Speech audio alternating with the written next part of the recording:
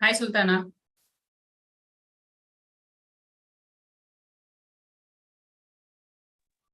Hi, Sultana.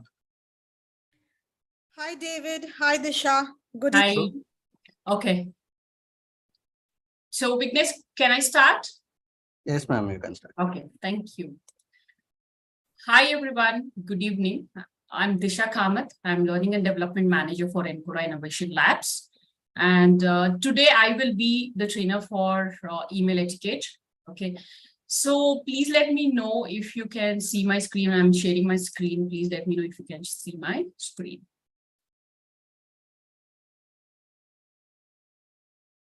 Is my screen visible?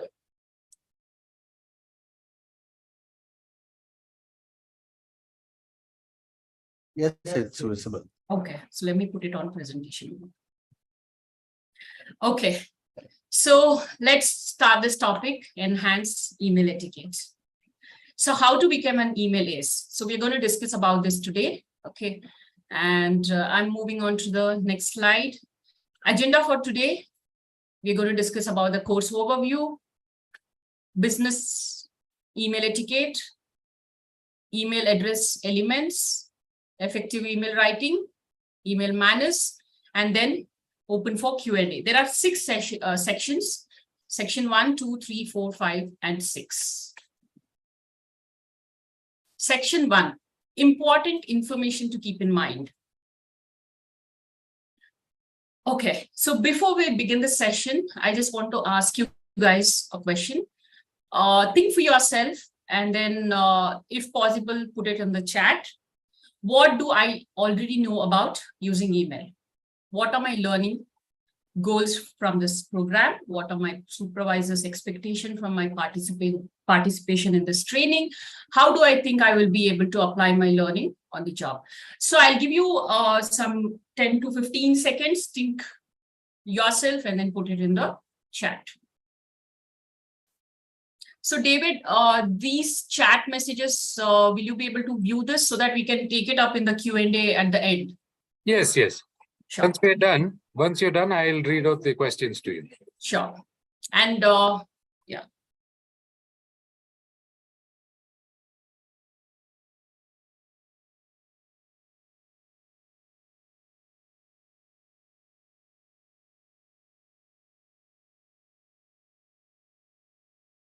Five more seconds left.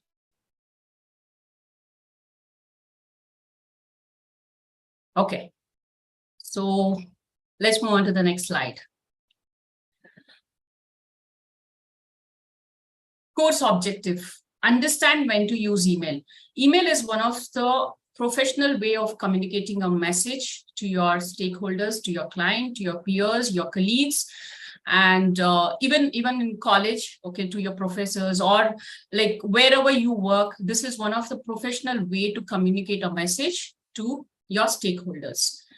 Know the email address elements. So to whom you are sending this message or to whom you're sending this email, only that person has to be put in the to list and others have to be put in the CC list. So be very careful about that.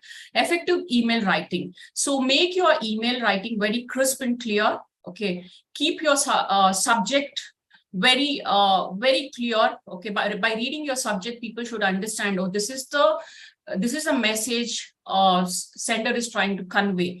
And, by reading the subject, people should understand this is the content of the email. So email manners. So whenever you're starting an email, so please put an appropriate subject line and then start with a greeting. So if you are sending an email to a senior leadership, so you can mention, dear Mr. and Mr. or Mrs. So, okay, and then you can greet them and then start with the content. Apply learning to practice. So whatever you learn here, please apply this in your day-to-day work, and then you will see a lot of changes in your email writing. So we'll move on to the next section, which is email etiquette. Think before, business email etiquette. Think before you email. Timing is everything. Decide when to use email. Okay. So like, when do you use an email? So you want to deliver a message quickly and at the speed which you receive your report not matter. So if you want to communicate a message to someone, okay, so you use email because email writing is one of the professional way of communicating a message to a receiver. Okay, you want to communicate directly with the decision maker rather than fighting your ways past a gate. So if you want to send your message directly to the receiver, that is when you write an email. You want to avoid the cost of long distance because we are all dealing with the global teams and the global stakeholders. So what happens is they work in a different time zone. So that is when you can write emails. Okay, and because calling them is very expensive, and then most of the times they are not available on Teams. So that is when you write emails, and then your stakeholders will read the emails and respond back to your email. You need to communicate with your colleague or a customer in a different time zone. So as I told you, so we deal with a lot of global stakeholders. So email writing is one of the best way to communicate your message to your global stakeholders. You want to deliver the same message to multiple readers. So what happens is you want to deliver the same message. So if we are sending out emails to 10 employees in an organization, so we can't call all the 10 employees and tell them, this is what you have to complete your trainings within these many days. And so it is a very, it's a very long task for you to complete that. So instead of that, you can write a simple email and mark all these people in the BCC, and then you can send out your message to the. Okay. So deciding when to avoid email. So when you're sending something very confidential, especially people from HR team, people who are from accounts and finance team, they deal with a lot of confidential information. So that is when, because HR team will be dealing with people's personal information. So those informations you cannot put on an email. And also, accounts and finance team, they deal with a lot of cost, quotations and all that thing. So if those are all very confidential information, those informations you can avoid putting it on an email. You need to deliver an unpleasant news, or do not want to appear cold or indifferent. So if you're giving a feedback to one of your reportee or one of your team member, so if you send a direct message on an email, so that doesn't go well with your team member or with your reportee. So in that case, you can avoid an email writing, and then you can have a face-to-face conversation with that person, and then maybe if required, you can put it on an email. So there is a chance your written message would be misunderstood or misconstrued. So what happens is sometimes, you want to convey something, and then, people are in a different mood, and then, sometimes you send an email directly, and then that goes very, very wrongly, and then people misunderstand that message. You need an immediate response email, and some stakeholders are very, very busy, and they keep, since they're dealing with multiple stakeholders, they get a lot of emails from every team. So what happens is they're very slow in responding to emails. So that is when you can avoid email writing, and then go talk to the stakeholder or that person in person, and then you can put email, because you might require an urgent approval, okay, and you need the approval within 1 hour. So you can't write an email and then wait for that person to respond after 24 hours or 48 hours. That is when you can that is when you can avoid email, go talk to that person, and then discuss the matter or discuss the matter with that person, and then you can drop an email to the stakeholder.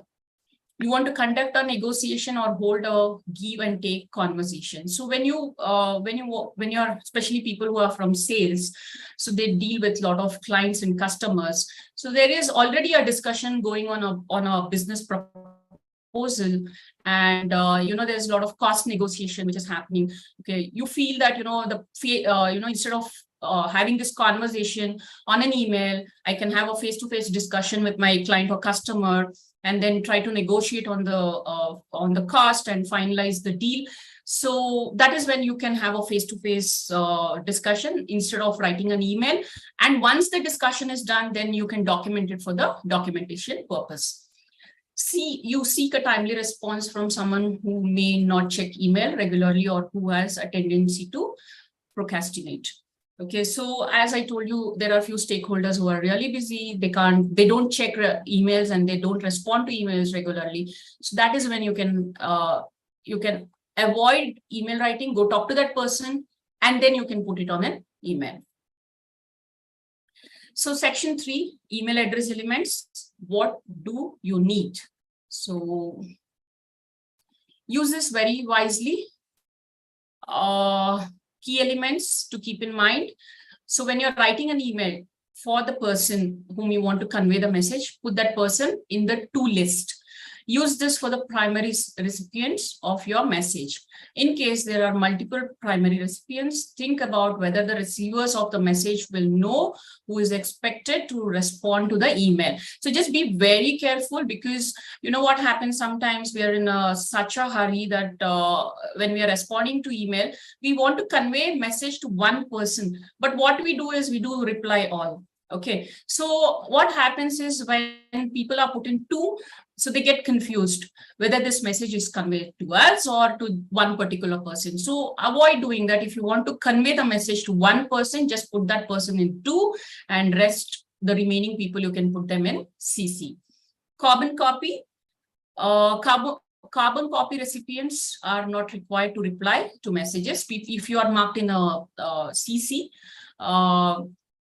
if you're marked in a CC, you just read the message for your information.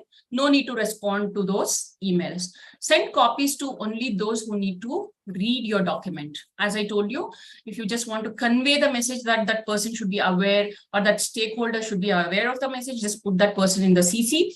Like, for example, if I want to convey a message to one of my team member, okay, and I want to mark my manager and my super boss in that email, stating that this is the discussion happened, okay, because I am conveying the message to my team member, and I'm putting my manager and my super boss in the CC, because they should be aware what is the discussion or the conversation I had with that team member. So BCC, when we are working in corporate, especially in HR team, we deal with a lot of employees, okay, and if we have to convey a message to all the employees, it is not easy for us to keep calling one by one and then conveying the message, or sending one by one email. It takes a lot of time and it is time consuming task. So instead of sending one by one email, you can copy all the email address and then you can mark them in BCC. And we should be very careful when we are marking people in BCC, and also mention in the body of the email that you have marked in BCC intentionally, so that the people should be aware that there are other people who have received this email. Okay, so we will move on to the next slide, which is the section 4, effective email writing. Keep consideration and focus areas. Effective email writing skills. What is very important? What is the primary purpose of your email? Why are you writing this email? What are you trying to convey by writing this email? This is very, very important. Okay, so make your email very crisp and clear. Don't draft or type big emails, because people has no time to read your big emails. So what they do is they just read the first and the last line of your email, and then they will skip the important message which you want to convey. So keep your email very crisp and clear. Are you trying to persuade the reader to act, inform them of a trouble or an event? Why do you write an email? When you want to convey something to the receiver. Okay, if you want to convey something about some event which is coming, okay, you want to convey, and then there is an action which is required. There is certain arrangement which the stakeholder has to do. So that if you want to convey, and if there is an action required, that is when you write an email and put it on an email for the documentation purpose. Who is your reader?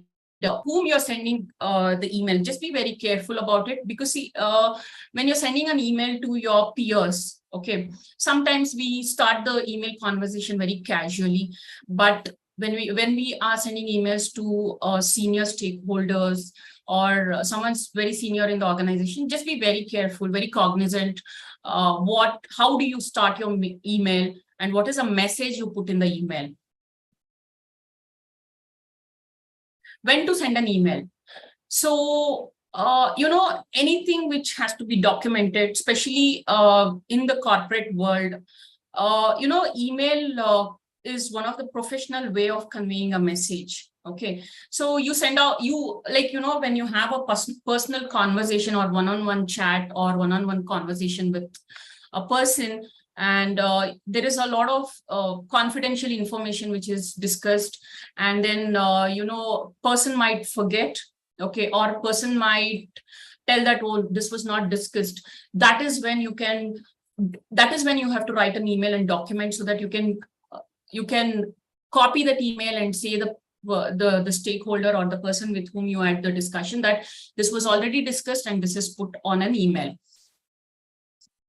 Does the reader need to be concerned about a deadline? And also when you're giving a deadline, okay, so you're dealing with, there are certain arrangements which has to be done in say 2 or 3 days. Okay, so that is when you give the timeline or a deadline to the receiver, saying that please finish this task within the given timeline, and you also put the date and the timings mentioned on the email. That is one of the way to document it. That is when you write an email. Why should the reader care about your email message? Okay, because if there is a timeline given, if there is any action which has to be taken, or if there is any important information which you're trying to convey, yes, that is when the reader has to care about your email and take an action on your email. This is about your message from the reader's point of view. So the reader, like your email message has to clearly convey to the receiver, saying that, this is the action, this is the timeline, and this is what I want to be done. How much does the reader know about your subject? How does the reader feel about you? So as I told you, when we join a new, like now, since we all are working from home, and then, there are so many people in our organization, or this is across every organization, because we don't know, we are all working virtually. So there are some stakeholders whom you don't know, you've not met them. Okay. So, or your stakeholders, or if you're interacting with your client, they don't know who you are. Okay. So start your conversation, I'll give you an example. So we are dealing with one of the well-known organization in the world, okay, which is Microsoft. And I had to convey a message to Microsoft, but Microsoft is dealing with so many other clients and vendors. Okay, so for them, they don't know who is Disha. So I started greetings from Encora. Okay, so the stakeholder doesn't know who I am. Okay, so here you have to be very clear about your subject. You have to start introducing yourself and then try to convey your message to the receiver. Focus area. So use of the right words and the correct words. So we Indians, we try to write emails in the spoken language. Okay, so here there are a few examples which I have put. Since I have to go to my village to sell my land, along with my wife, please sanction me 2 days of leave. So wrong placing of phrase along with my wife creates multiple meaning. So since you are conveying this message maybe to your boss or to one of the senior in your, so you are trying to convey that you're going to your village to sell your land, but adding this wrong placing of the phrase, which is my wife, is not required, because your manager is least bothered whether you're going with your wife or with your relatives or with your children. So he or she is least bothered. So let us avoid using wrong placing of phrases when we are drafting an professional email. Accuracy of the email is very, very important. So write less. And as I told you in the previous slide, because, we are all multitasking, we are working on multiple things. So if you're sending a long emails to your stakeholders, so they have no time to read your long emails. So what they do is they might read first and last line of your email, and they will miss the important point which you're trying to convey. So keep your email very crisp and clear. The point of brevity is not to say less, but to communicate a message more concisely. So, you want to communicate something, keep the main message highlighted. Okay, so keep the main message highlighted, what you are trying to convey, put that very crisp and clear on the email, and then convey the message to your receiver. Examples, because I've put up some examples here. Because of the fact that people benefited from reading my article, I decided to follow up with another. So here the message is very, very clear that the writer, because of the fact that people benefited from reading my article, the writer had written an article, people read that and they got benefited. Okay, so he decided to write another follow-up article. So here the message is very crisp and clear that he wanted to convey this message to maybe to one of his boss or something, and then he's put it very clearly, and then he's conveyed the message very clearly. Be clear to the point. The next point is clarity. Be clear to the point. What you're trying to convey. Okay, so be very clear to the point and avoid using jargons and complex words, technical terms and abbreviations, because when you try to complicate your emails, so people might not understand what you're trying to convey, and then they might ignore your email. Okay, so here there are a few examples which I have mentioned. Peter saw a fox looking out of the window of the room. So it's very clear that Peter saw a fox and looking out of the window of the room. So the message is very, very clear, and it is very crisp. Section 5, email manners. What to be mindful of. First things to learn, most important email manners. So what happens is, since we are doing multitasking, we have to respond to multiple emails. Okay, so what we do is just we do a reply all, and then we try to send some message. We don't know whether that message is that email is conveying a proper message to the receiver. So these are the points to keep in mind before you are sending out an email. Review your message before you send. Review the message, check your source. Okay. And look at the recipient's names. And what happens is, especially when we are typing hi, we are trying to address someone. Okay, so we make spelling mistakes, and instead of typing Ankita, we might type Ankit. Okay, so we need to be very cognizant when we are typing the recipient names. And look at their email IDs. Sometimes what happens in the organization, there will be so many Ankits, there will be so many Ankitas, okay, with a different surname. So in a hurry, if we type Ankit, we get so many names popping up there, and then we might select a wrong Ankit. So let's be very, very cognizant when we are selecting the email address.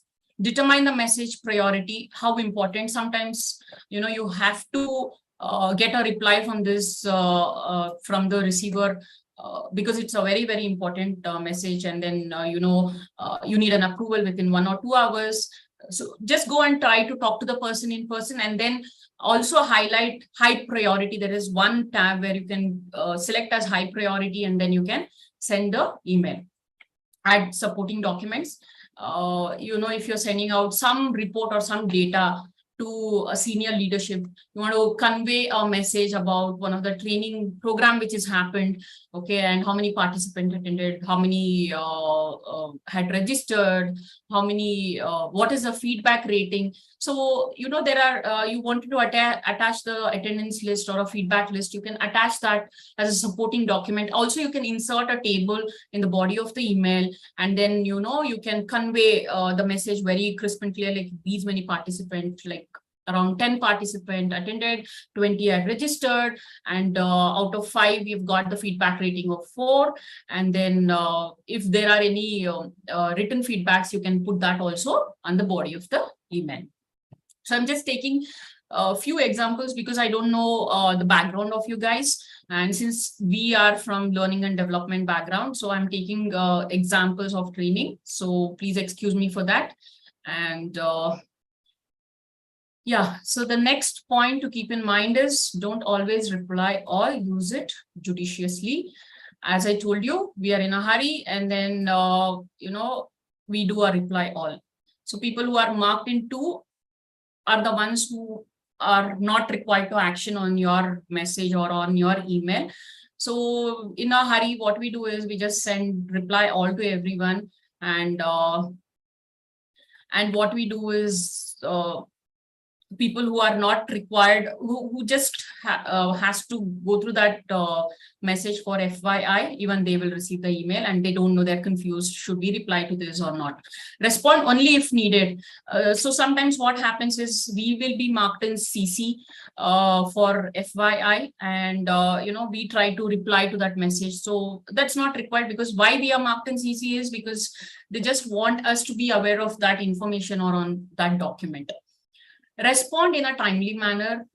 Try to respond, because see, for every email there is a tag of 24 hours. Okay, so try to respond to all the emails you receive from your stakeholders or from your clients or customers, or from your peers within 24 hours. Maintain conversation threads by using reply instead of making a new message. So there's a mail trail going on one of the topic. Okay, so what I suggest is, instead of starting a new thread or a new email, so reply all the email conversation which is already going on. So please keep everything you reply in the same email thread itself, because if you create another email, new email, there will be a lot of confusion, and then people will get confused. Okay, or else they have to go back again, search for that old email, and then they have to there will be a lot of confusion, and it is also time consuming. Write effective subject line. Okay, as I told you, subject, what you're trying to convey in the body of the email, your subject is very, very important, because reading your subject, people will give importance to your content which is put on the body of the email. So keep your subject very clear and crisp. Like, for example, again, I'm going to take an example of training, because we deal with trainings. Okay, so there are few employees who have missed their deadline of completing the training, mandatory trainings. Okay, so you want to convey this. You want to mark all their managers, and then you want to convey it to their managers, saying that your team members have missed completing the training on time. So put it very clearly on the subject line what you're trying to convey to the managers, and on the body of the email you can put the rest of the other matter, like how many, maybe you can insert a table, and then you can give a breakup, manager wise breakup. So that way the managers will be clear, yeah, from my team these many people have to complete, and then there is an action required from my side, and then there is a deadline which is given, and then the manager will start taking action.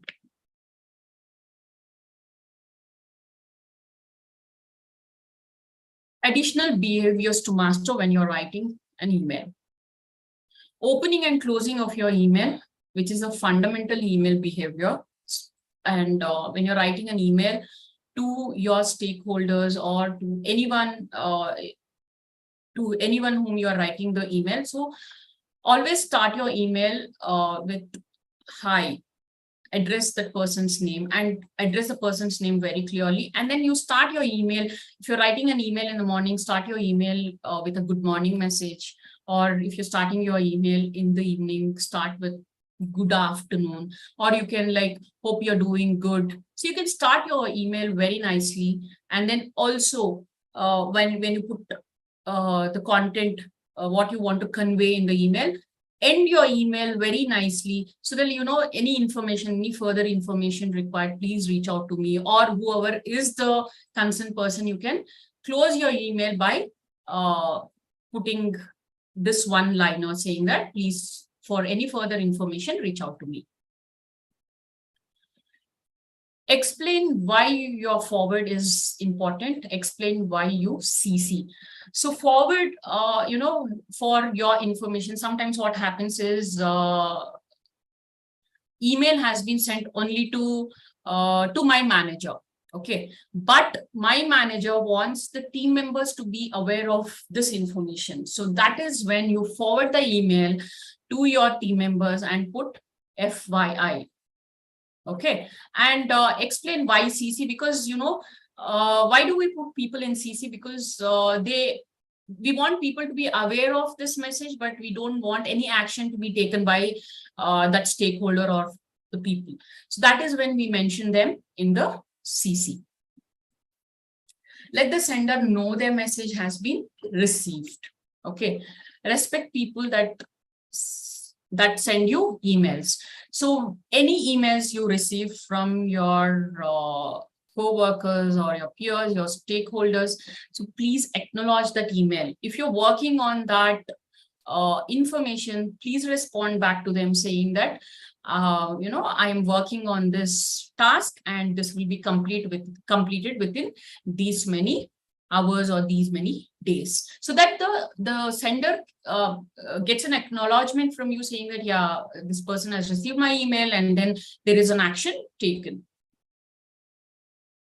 Okay, so there are some acronyms which we use. Okay, and so especially in corporate, and also now this WhatsApp is very common. People are so busy and then they hate typing long messages, and what we do is we try to use some acronyms. There are some people who might not be knowing about that acronym, so for those kind of people, this is a few examples we have put here. So use as few as possible, especially the acronyms, because there are few people who might not be knowing that acronyms, or only you are sure that the recipients knows what they mean. There are several acronyms that are commonly used in the business email correspondence. Here are a few examples: ASAP, as soon as possible; EOD, end of the day; EOW, end of the week; OOO, out of office; FYI, for your information; FIA, for your action; FYR, for your reference; PS, please see. So these are the acronyms, like especially when we get a email from one of the senior stakeholders, they don't type a long messages or they won't type a long email. They want to convey some message, but there is already a email chain going on that conversation. So they want us to be aware of what discussion is going on. So they just forward the email and then they type FYI, or if there is any action which is required from our side, they will put it on, they'll forward it as FYA. Okay. So these are all a few acronyms which I have put here, but yeah, there are so many other acronyms which we use. Those are all not very commonly used. That is why I have not captured it here.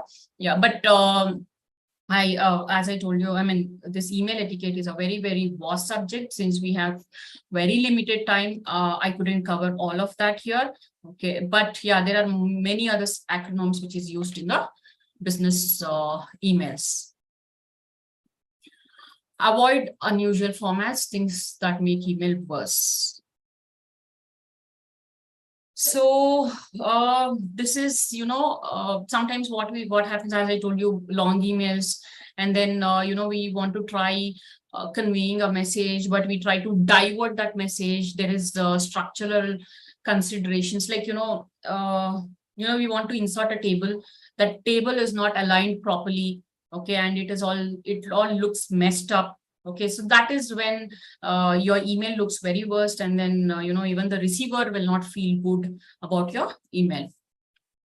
So try to avoid structural consideration. it will not look very professional.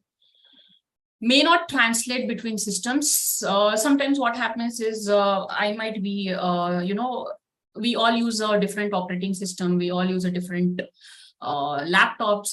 I'm using HP. Okay, maybe, one of my stakeholder might be using an Apple machine, and he or she has a different operating system. If you're trying to send some message, and then it will when it translates from one operating system to another operating system, like I get a lot of communication emails from our global stakeholders. So they try to attach a few posters and flyers, but when I receive it on my email, I am not able to see that posters. It is in a different format because it is maybe they might be using a Apple machine, and then I'm using HP, because there is a translation between the system. So that is when they won't be able to see the actual message what you're trying to convey, and just be very careful about that. And then you try to use a very simple format, not a complicated format. And also when you're typing email, you need to be very careful about IDA model. IDA model stands for attention, interest, desire, and action. So when you're trying to convey a message, so your message should be very clear. What is the attention which is required, and if the receiver is interested with the message which you are conveying, and what are the actions your receiver should take up on your message. Yeah, as I told you, sometimes if it is not in a right format, and if it is like very when there is a translation, or don't try to, there are some messages which people will try to type it on a different platform, and then try to copy that and put it on an email, and then that doesn't look properly aligned. Okay, so and then people will not be able to read that properly. And then also fonts and the formats which you use while writing emails, some people make it very big, some people make it very small, that people will not be able to read it properly. Okay, so just be very careful when you're typing an email. Just try to use a common font which is very clear and anyone can read it properly. So distract the reader from message, content issue. If your subject line says something and then your message says something, there will be a lot of confusion, and then the receiver will feel, what is this person trying to convey? Okay, and so please keep the message and the content the message and the content should always match. Sorry, the subject and the content should always match.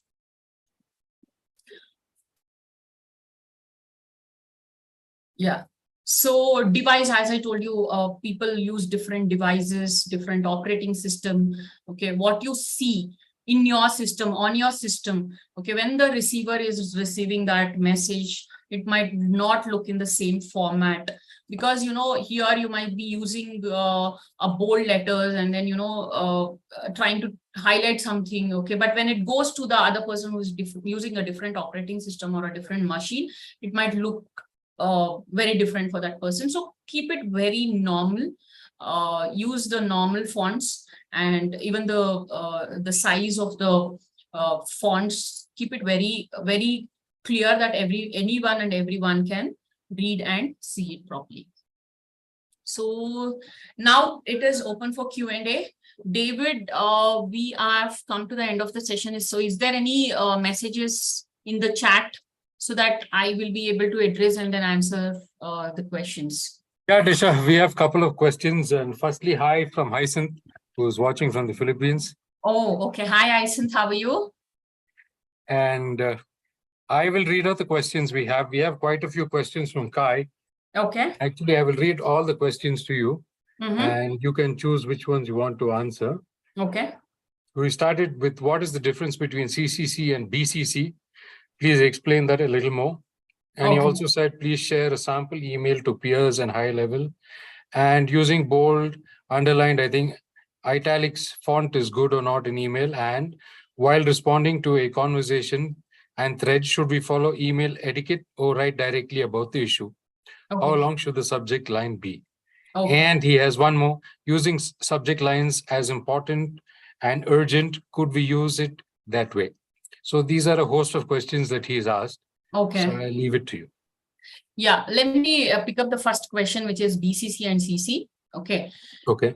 So CC, when you want, see, when do we mark people in CC? When we want that person to get the message, okay, but there is no action required. So, and also when we are marking people who are like, when you are marking, when we are sending emails to people, less than 20 people, okay, that is when we put them in CC. And why do we put people in BCC is like when we are addressing a larger crowd. And then also, data privacy is one important thing which we need to keep it in mind when we are sending out an email, because when we put all the emails in CC, okay, and there is also a restriction from your IT team. Your IT team will not allow you to send so many emails putting it in CC. Okay. So that is when you have to take special approvals and then put them in BCC and then send out an email to your stakeholders, because their email IDs might get leaked. Okay, so keep that one thing in mind when you're sending out email to a larger crowd. And CC is, you're sending out an email to one particular person, but his or her manager should be aware of the conversation which is happening between you and then the receiver. That is when you mark like maybe 4 to 5 people, manager's manager or team members. So that is when you put people in the CC. Do you want the other questions that he asked? Yes, can you please repeat the other questions, because there were a lot of questions and then I missed questions. And please share a sample email to peers and higher level, but I don't think we have that facility right now. Yeah, actually, due to the security, data privacy and security restriction, we cannot share the emails here on this live session. And while responding to a conversation or thread, should we follow email etiquette or write directly about the issue? Since already, I know, since the discussion is already going on, because it's an email thread, and so if you see, when do we have an email thread? Maybe this is a long conversation and this is a long message, which is like going on from few months. And then, everyone who is marked in the email are aware. Okay, so you can follow the basic email etiquette and then you can start conveying the message, like greeting, and then you can put the message very crisp and clear, and then you can end it with a very nice note and then thanks and regards and your signature. Okay, and we have another question from Roshan Koshi. Okay. Could you please explain the best font and font size for emails and signatures? Okay, so the best font, the best font is what italic is not at all.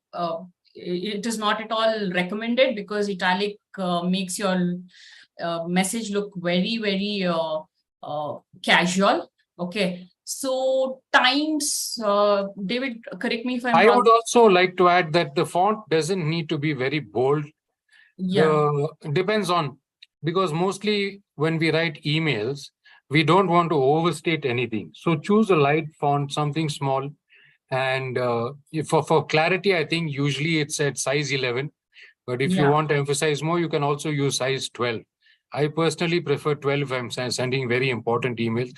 But generally, I don't choose a very bold font, something that is lighter than bold, but very clear to read and easy on the eyes. That's what I would suggest. So you could. And also people, most of the emails I see that IBM Flex is one common font which is used by many people.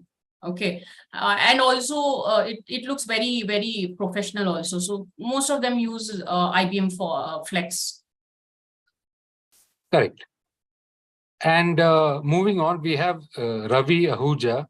But his question is, what type of font appropriate for professional reply? I think we've already covered that. Yeah. So we don't need to go into that. And Kai has asked again, using subject lines as important and urgent, could we use it that way? Like in a subject, can we use important and urgent, I think is what he's asking. Yeah, that can be mentioned because, there is an email which you require reply within few hours. You can mention that urgent or important. And also you can click that icon, high importance, and then you can send the email. Yeah. And we have a last question from Kiran Raj. Okay. Standard font and its size in emails for body signature and when to use hi and dear. Explain about giving regards with respect to person's positions. Okay, I think he's asking about when do you use hi and when do you use dear. I think it's a matter of choice at this point, if I could say that, Yes, because it depends on the tone of the email.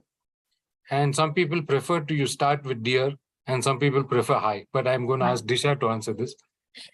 Yes, again, I agree with you. I echo your words because, sometimes we use hi, especially when we are addressing the senior leadership. So dear managers, dear all. So that is how we start the conversation. But yeah, it's okay to use hi or dear. So both are professional way of addressing an email. That brings us to the end of all questions, Disha. Thank you so much for taking the time, presenting and answering everything. It was a wonderful hour. Thank you so much for hosting this session, and thank you all the participants who have joined across the globe and attended the session. So thank you, everyone. Hope I answered all your questions. And so thank you. Bye. Good morning and good night to everyone. Thank you. Bye-bye. Bye.